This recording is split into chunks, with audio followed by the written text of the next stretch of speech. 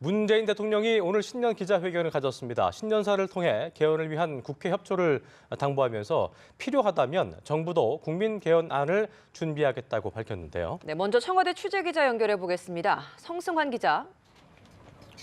네, 문재인 대통령은 신년 기자회견에 앞서서 신년사를 발표를 하고 사회, 정치, 안보 등 전반을 아우르는 구상을 밝혔습니다.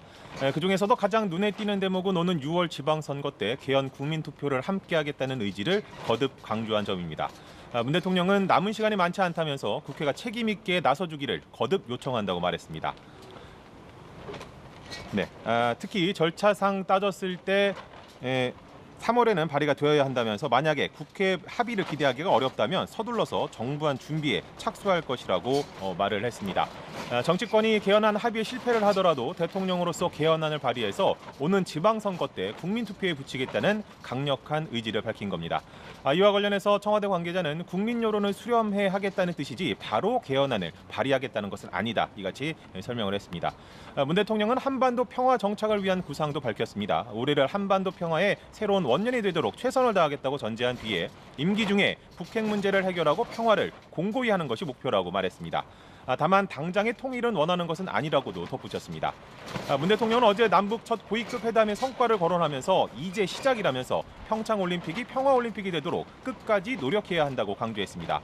한일 위안부 합의 문제에 대해서는 잘못된 매듭은 풀어야 한다면서 정부는 피해자 할머니들의 마음의 상처를 치유할 수 있는 조치들을 취해 나가겠다고 말했습니다. 문 대통령은 국민이 체감하는 삶의 질 향상을 위해서 최저임금 인상, 청년 일자리 창출, 노동시간 단축 등을 추진하겠다고 강조했습니다. 자, 이어진 기자회견에서도 주요 현안에 대한 질문들이 쏟아져 나왔다고요? 네, 그렇습니다. 먼저 문 대통령은 개헌에 대해서는 대통령 4년 중임제 개헌이 바람직하다는 게 소신이라고 밝혔습니다. 이어 개인 소신을 주장할 생각은 없다면서 3월 발의를 위해서는 국회 개헌안 합의가 2월 말에는 되어야 할 것으로 본다고 말했습니다. 그러면서 개헌 내용 중에서 권력구조 개편이 국회에서 합의되지 않으면 그 부분만은 뒤로 미룰 수도 있을 것이라고 덧붙였습니다. 특히 정부 개헌안은 국회 동의, 국민 의견을 반영해야 하는 만큼 최소한의 개헌이 될 것으로 생각한다고 말해 만약 정부가 개헌안을 마련한다면 권력구조 개편 부분은 제외가 될 것으로 보입니다. 아랍에미리트와의 군사 분야 협정과 관련해서는 여러 건의 협정과 MOU가 있었는데 그중 노무현 정부 때 체결된 협정만 공개가 됐다면서 이명박 박근혜 정부 당시 협정과 MOU는 전혀 공개되지 않았다고 지적을 했습니다. 그러면서 공개되지 않은 협정이나 MOU 속에 흠결이 있다면 시간을 두고 수정과 보완을 협의하겠다면서 때가 되면 공개할 수도 있을 것이라고 말했습니다.